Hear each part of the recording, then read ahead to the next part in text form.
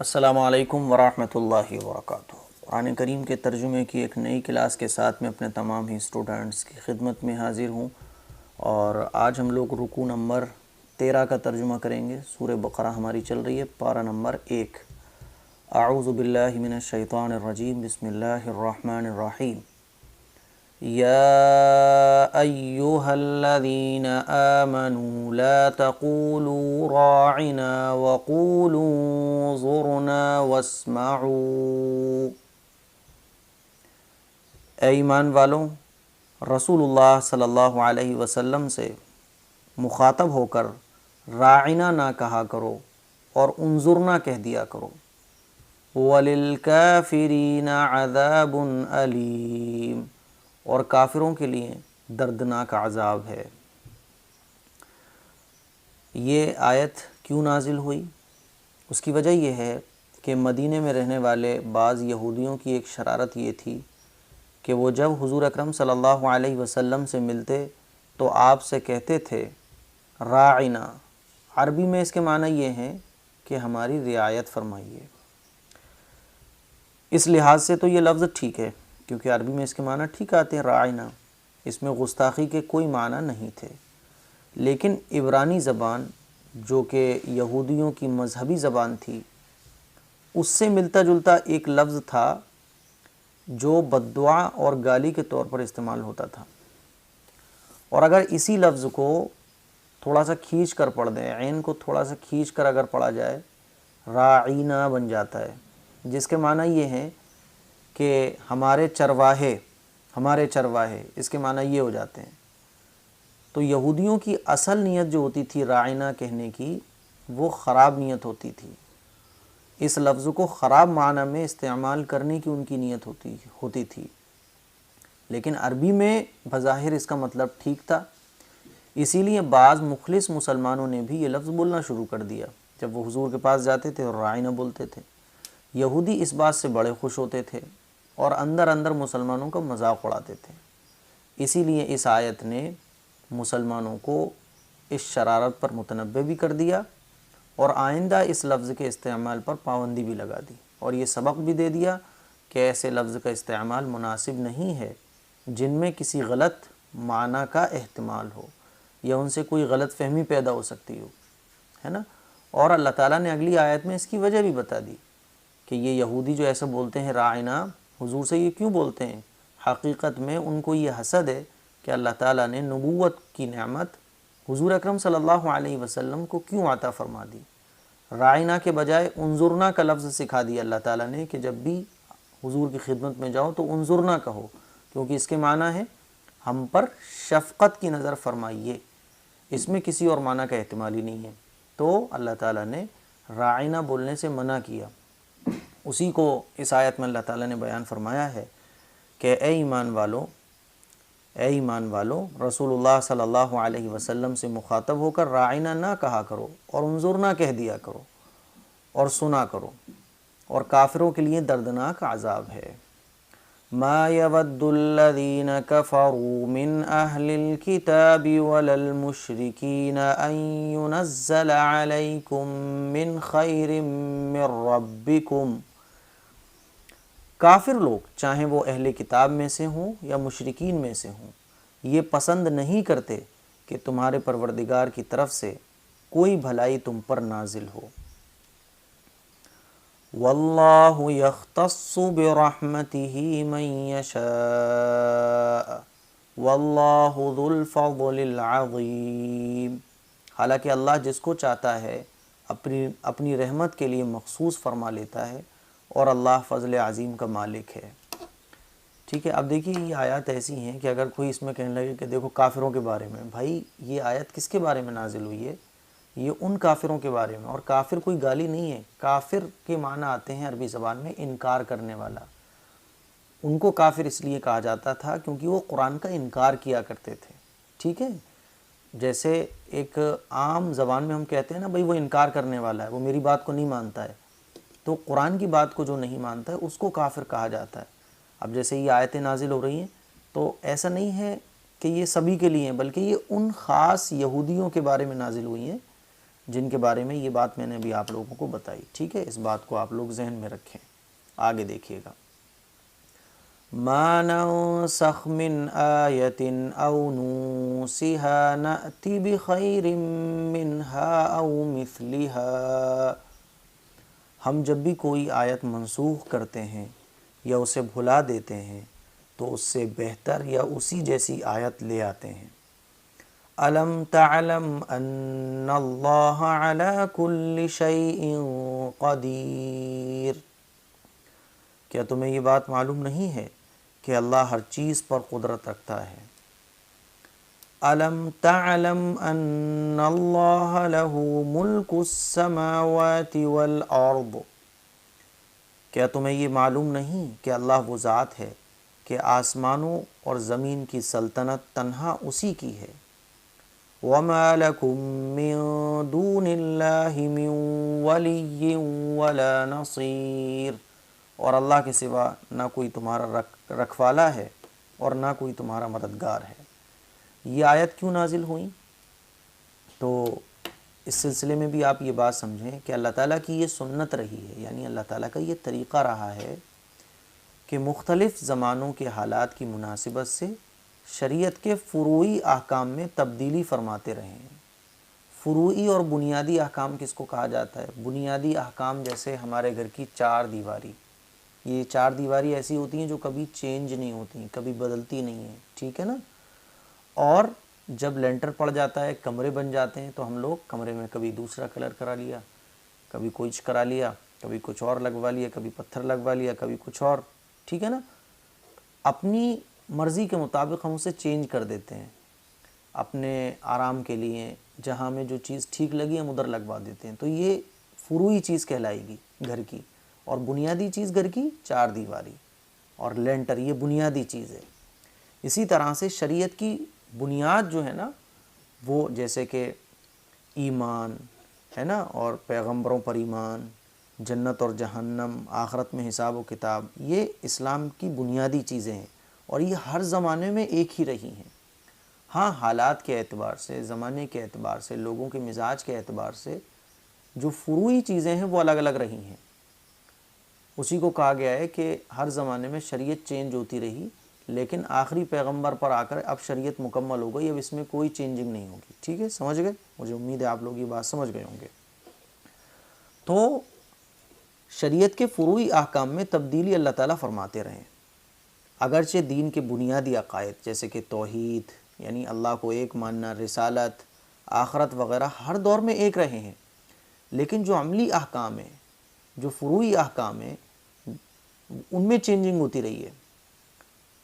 جو احکام حضرت موسیٰ علیہ السلام کو دیے گئے تھے ان میں سے بعض حضرت عیسیٰ علیہ السلام کے دور میں تبدیل کر دیے گئے، اور حضور اکرم صلی اللہ علیہ وسلم کے زمانے میں ان میں جو تبدیلیاں ہوئیں، اسی طرح جب حضور اکرم صلی اللہ علیہ وسلم کو شروع میں نبوت عطا ہوئی تو آپ کی دعوت کو مختلف مراحل سے گزرنا تھا.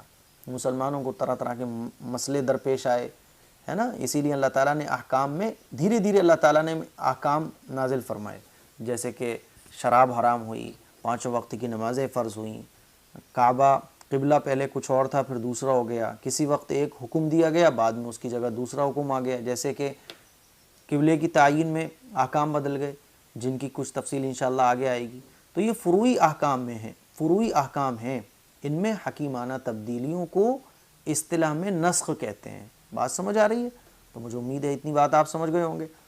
اب یہودیوں نے خاص طور پر جو دوسرے اسلام کے دشمن تھے انہوں نے اس پر اعتراض اٹھایا کہ اگر یہ سارے کے سارے احکام اللہ تعالیٰ کی طرف سے ہیں تو ان میں یہ تبدیلیاں کیوں ہو رہی ہیں بھائی؟ کبھی کچھ ہے کبھی کچھ ہے. موسیٰ علیہ السلام کے زمانے میں کچھ، اب عیسیٰ علیہ السلام کے زمانے میں کچھ، ابھی قبلہ کچھ، اب یہ قبلہ کچھ، یہ کیوں ہو رہا ہے؟ تو ان کے اس اعتراض کا جواب اللہ تعالیٰ نے اس آیت کریمہ میں دیا، اور جواب کا خلاصہ یہ ہے کہ اللہ تعالیٰ اپنی حکمت کے مطابق بدلتے ہوئے حالات میں یہ تبدیلیاں کرتے ہیں، اور جو حکم بھی منسوخ کیا جاتا ہے اس کی جگہ ایسا حکم لایا جاتا ہے جو بدلے ہوئے حالات میں زیادہ مناسب اور بہتر ہوتا ہے، یا کم از کم اتنا ہی بہتر ہوتا ہے جتنا بہتر پہلے والا حکم تھا. تو اسی کو اللہ تعالیٰ نے بیان فرمایا ما ننسخ من آیت او نوسها نأتی بخیر منها او مثلها، ہم جب بھی کوئی آیت منسوخ کرتے ہیں یا اسے بھلا دیتے ہیں تو اس سے بہتر یا اسی جیسی آیت لے آتے ہیں۔ مجھے امید ہے اب آپ سمجھ گئے ہوں گے نا، اس کا ترجمہ میچ ہو گیا نا۔ الم تعلم ان اللہ علی کل شیء قدیر، کیا تمہیں یہ معلوم نہیں کہ اللہ ہر چیز پر قدرت رکھتا ہے۔ الم تعلم ان اللہ لہ ملک السماوات والارض، کیا تمہیں یہ معلوم نہیں کہ اللہ وہ ذات ہے کہ آسمانوں اور زمین کی سلطنت تنہا اسی کی ہے۔ وما لکم من دون اللہ من ولی ولا نصیر، اور اللہ کے سوا نہ کوئی تمہارا رکھوالا ہے اور نہ کوئی مددگار ہے۔ آگے دیکھیے گا، ام تريدون ان تسألوا رسولكم كما سئل موسى من قبل، کیا تم یہ چاہتے ہو کہ اپنے رسول سے اسی قسم کے سوال کرو جیسے پہلے موسیٰ علیہ السلام سے کیے جا چکے ہیں۔ ومن يتبدل الكفر بالایمان فقد ضل سواء السبیل، اور جو شخص ایمان کے بدلے کفر اختیار کرے وہ یقیناً سیدھے راستے سے بھٹک گیا۔ یہ آیت میں اللہ تعالیٰ کیا فرما رہا ہے وہ بھی آپ سمجھیں۔ یہ جو خطاب اللہ تعالیٰ نے فرمایا ہے نا کہ کیا تم یہ چاہتے ہو کہ تم اپنے پیغمبر سے ایسے ہی سوال کرو جیسے موسیٰ علیہ السلام سے پہلے سوال کیے گئے، تو یہ خطاب یہودیوں کو بھی ہے جو حضور اکرم صلی اللہ علیہ وسلم پر ایمان لانے کے بجائے طرح طرح کے مطالبے پیش کرتے تھے، ارے یہ کر کے دکھاؤ، یہ کر کے دکھاؤ، یہ کرو وہ کرو، ہے نا، اعتراض کے طور پہ۔ اور ساتھ ہی ساتھ مسلمانوں کو بھی یہ سبق دیا جا رہا ہے کہ جس طرح حضرت موسیٰ علیہ السلام پر ایمان لانے کے باوجود یہودی ان سے نامعقول غیر ضروری سوالات اور مطالبے کرتے تھے نا، تم ایسا نہ کرنا جیسے یہودی کرتے تھے، ارے بھائی موسیٰ علیہ السلام گائے کیسی ہو، یہ کیسا ہو، وہ کیسا، ہمیشہ کیوں کرتے تھے، کیوں نکالتے تھے؟ تو اللہ تعالیٰ نے اسی چیز کو بیان فرمایا۔ آگے دیکھیے گا، ٹھیک ہے، مجھے امید ہے آپ سمجھ گئے ہوں گے۔ اور یہ بھی اللہ تعالیٰ نے بیان فرما دیا کہ جو شخص ایمان کے بدلے کفر اختیار کرے، پیغمبر کی بات کو نہ مانے، وہ یقیناً سیدھے راستے سے بھٹک گیا۔ آگے دیکھیے، وَدَّ كَثِيرٌ مِّنْ أَهْلِ الْكِتَابِ لَوْ يَرُدُّونَكُم مِّن بَعْدِ إِيمَانِكُمْ كُفَّارًا حَسَدًا مِّنْ عِندِ أَنفُسِهِم مِّن بَعْدِ مَا تَبَيَّنَ لَهُمُ الْحَقُّ، مسلمانوں، بہت سے اہل کتاب اپنے دلوں کے حسد کی بنا پر یہ چاہتے ہیں کہ تمہارے ایمان لانے کے بعد تمہیں پلٹا کر پھر کافر بنا دیں، ٹھیک ہے نا، باوجود کہ حق ان پر واضح ہو چکا ہے۔ فَاعْفُوا وَاصْفَحُوا حَتَّى يَأْتِيَ اللَّهُ بِأَمْرِهِ، چنانچہ تم معاف کرو اور درگزر سے کام لو یہاں تک کہ اللہ خود اپنا فیصلہ بھیج دے۔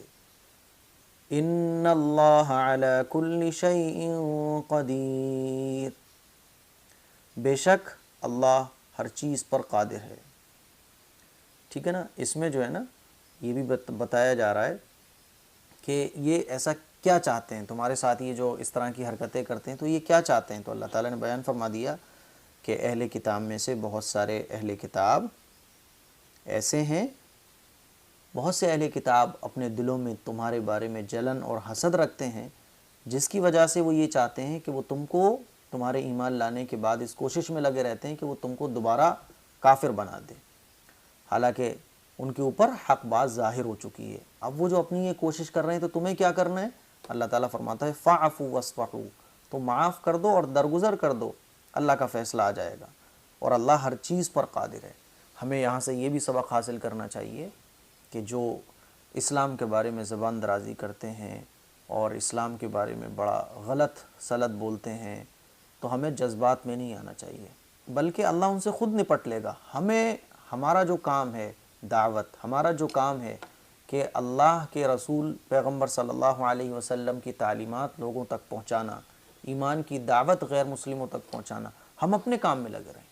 اس طرح کے شریر لوگ اسلام کے خلاف زہر اپنی زبانوں سے نکالتے ہیں اور اپنی بھڑاس نکالتے ہیں، غلط سلط بولتے ہیں، تو وہ یہ چاہتے ہیں کہ ہم لوگ بھڑکیں اور ہم ان کو جواب دیں. ٹھیک ہے، تو اس بات پر ہمیں خیال کرنا چاہیے کہ ہمیں جذبات میں نہیں آنا چاہیے، بلکہ ہم اپنے کام میں لگے رہیں. اللہ ان سے خود نپٹ لے گا. اللہ کیا فرما رہا ہے کہ تم درگزر کر دو، حتی یأتی اللہ بامری، یہاں تک کہ اللہ کا فیصلہ آ جائے گا. اور اللہ ہر چیز پر قادر ہے. اللہ اپنے دشمنوں سے خود انتقام لے لے گا. ٹھیک ہے، آگے دیکھیے گا. وَأَقِيمُوا الصَّلَاةَ وَآتُوا الزَّكَاةَ، اور نماز قائم کرو اور زکوٰۃ ادا کرو. وَمَا تُقَدِّمُوا لِأَنفُسِكُم مِّن خَيْرٍ تَجِدُوهُ عِندَ اللَّهِ، اور یاد رکھو کہ جو بھلائی کا عمل بھی تم خود اپنے فائدے کے لیے آگے بھیج دو گے اس کو اللہ کے پاس پاؤ گے. ان اللہ بما تعملون بصیر، بے شک جو عمل بھی تم کرتے ہو اللہ اسے دیکھ رہا ہے. آخرت کی کرنسی کیا ہے؟ آخرت کی کرنسی ہے ہماری نیکیاں. تو اللہ تعالیٰ فرما رہا ہے کہ جو بھی بھلائی کا عمل اپنے فائدے کے لیے تم آگے بھیج دو گے، آگے کا مطلب مرنے کے بعد کے لیے بھیج دو گے، تو اللہ تعالیٰ کے پاس تم اس کو پاؤ گے. اور اللہ تعالیٰ جو بھی کچھ عمل تم کرتے ہو نا، اللہ تعالیٰ اس کو دیکھ رہا ہے. ناجائز تعلقات ہم قائم کریں گے، اللہ دیکھ رہا ہے. غلط بات ہم اپنی زبان سے نکالیں گے، اللہ دیکھ رہا ہے. ہم تنہا نہیں ہیں، اللہ ہمارے ساتھ ہمیشہ ہے. ٹھیک ہے، آگے دیکھیے گا.